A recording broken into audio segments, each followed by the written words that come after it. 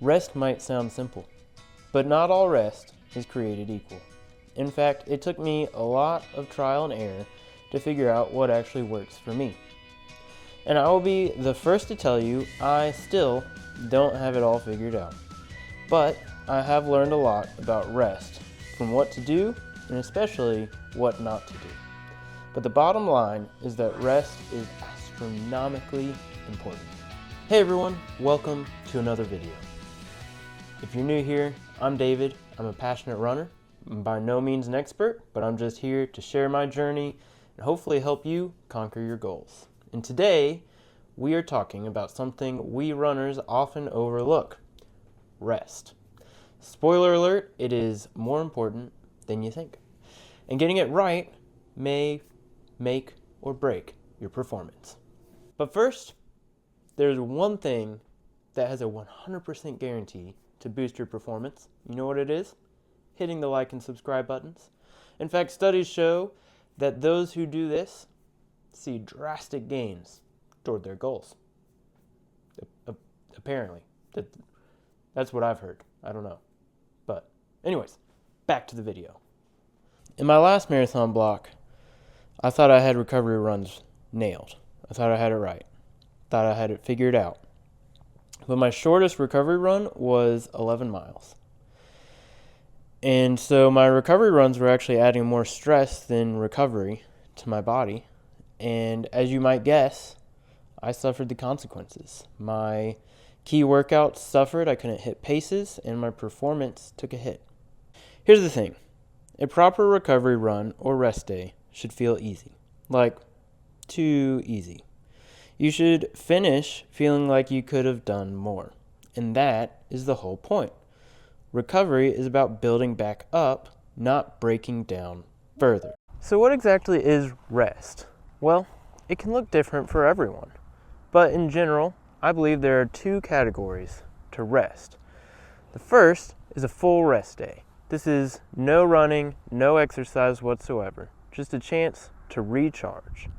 The second is an active recovery day. So this might be a really light, easy, slow-paced recovery run, or even some cross-training like cycling, running, or rollerblading. So recently for Christmas, I got a pair of rollerblades. We live in the mountains in North Carolina, and kind of near Asheville, there's a big greenway, and we'll go walk there a lot. And I feel like I see a lot of people, like adults, rollerblading. And I'm like, I love rollerblading when I was a kid. It'd be kind of fun to do it again. And so I did a little research, and it seems like it could actually be a pretty decent cross-training to kind of get blood flowing through the legs. And so I got some for Christmas, and we're trying them out, and it's going to be a lot of fun. So I'm excited to kind of intermix rollerblading into my training every now and then. Personally, I take one full rest day each week and 2 recovery run days. Those recovery runs are no more than 5 to 6 miles, not the 11 miles that I did in my last block. And I keep the pace super slow.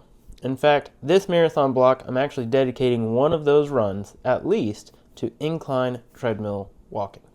Plus, maybe a little rollerblading every now and then. The goal I've learned from all of this is simple. Increase blood flow and avoid adding stress.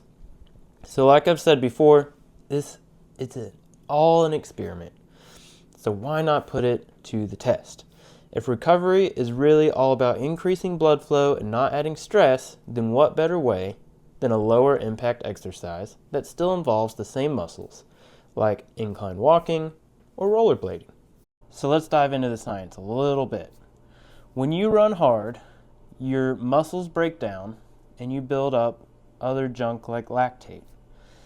Recovery is all about flushing that stuff out and replenishing your muscles with glycogen. It's kind of like cleaning out the exhaust in your car, refueling it with gas. It's essential for peak performance. Now, let's talk about cross-training. You got cycling, swimming, rollerblading, incline hiking, or even using an elliptical. These can all be great alternatives to an easy recovery run, especially if you're dealing with injuries or you need to minimize impact. Here's the trade-off though. Cross-training doesn't work the exact same muscles as running. You can get close, but it's not the exact same. It increases blood flow, yes, but you do miss out on some of the specific adaptations that come with jogging miles. That said, if it keeps you injury-free, it is absolutely worth it. This training block, as I said, I'm experimenting with replacing one recovery run each week with incline walking. My goal? To stay injury-free for the entire marathon block and beyond. In my last 2 marathon cycles, I either got injured during training or shortly after the race. So the goal here is to see if this can make a difference without hindering my performance goals. The takeaway here is that recovery is personal. What works for me might not work for you, but one universal truth is this: you need to slow down on your easy days to go faster on your hard days. Now, I'm a sucker for a good analogy, and this sport of running keeps throwing more at me almost every day. Because here's the thing: rest is not just for running. It is for all of life. So whether you're chasing a goal, building a business, writing a book, or whatever it is, you need time to recharge. Rest allows you to absorb the progress that you've made and come back stronger. There's a reason that God created the world in 6 days and rested on the 7th. Do you really think God needed a rest day? No. He did it for us, to give us the perfect pattern for life. Remember this: growth happens during rest, not during the work. So if you're grinding away without taking breaks, you might just be holding yourself back. So, what's your approach to recovery? Do you prefer rest days, recovery runs, cross-training, or something else altogether? Let me know in the comments below. And if you found this helpful, don't forget to like, subscribe, and maybe share it with a friend. Let's keep conquering those goals together. And until next time, run with joy.